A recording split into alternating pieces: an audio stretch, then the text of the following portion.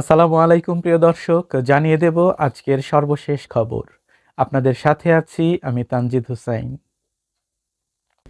গাজায় ৫ থেকে ৭ বছরের যুদ্ধবিরতির একটি নতুন প্রস্তাব আসতে যাচ্ছে।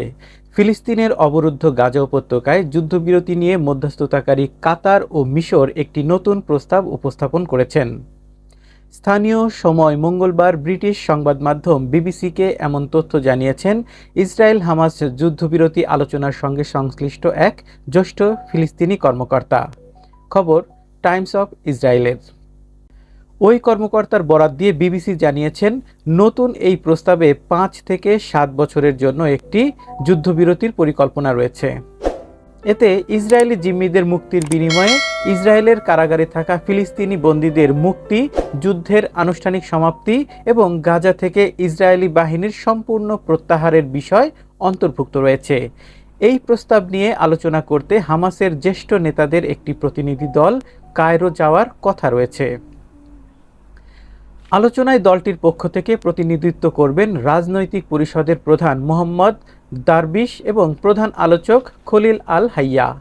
প্রসঙ্গত, গত 18 মার্চ ইসরায়েল যুদ্ধবিরতি ভেঙে গাজায় পুনরায় বোমাবর্ষণ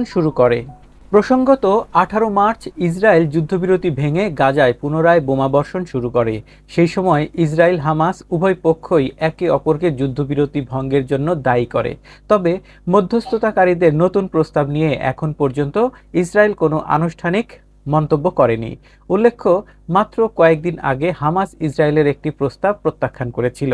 ওই প্রস্তাবে 6 সপ্তাহের যুদ্ধবিরতির বিনিময়ে হামাসের নিরস্ত্রীকরণের দাবি জানানো হয়েছিল, যা হামাস মেনে নেয়নি। এর আগে শনিবার ইসরায়েলের প্রধানমন্ত্রী বেনিয়ামিন নেতানিয়াহু বলেন, হামাসকে সম্পূর্ণ ধ্বংস এবং সব ইসরায়েলি জিম্মিকে মুক্ত না করা পর্যন্ত তিনি যুদ্ধ বন্ধ করবেন না। জবাবে ফিলিস্তিনের স্বাধীনতাকামী গোষ্ঠী হামাসের পক্ষ থেকে বলা হয়েছে, ইসরায়েলকে প্রথমে যুদ্ধের স্থায়ী সমাপ্তির নিশ্চয়তা দিতে হবে, এরপরই জিম্মিদের মুক্তি দেওয়া সম্ভব।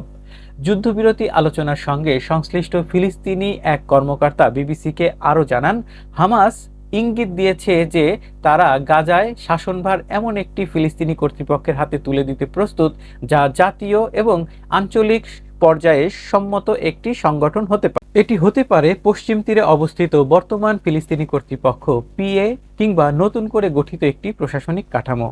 অপরদিকে ইসরায়েলি প্রধানমন্ত্রী বেনিয়ামিন নেতানিয়াহু আগেই স্পষ্ট করে জানিয়ে দিয়েছেন যে গাজার ভবিষ্যৎ শাসনে পিএর কোনো ভূমিকা থাকবে না।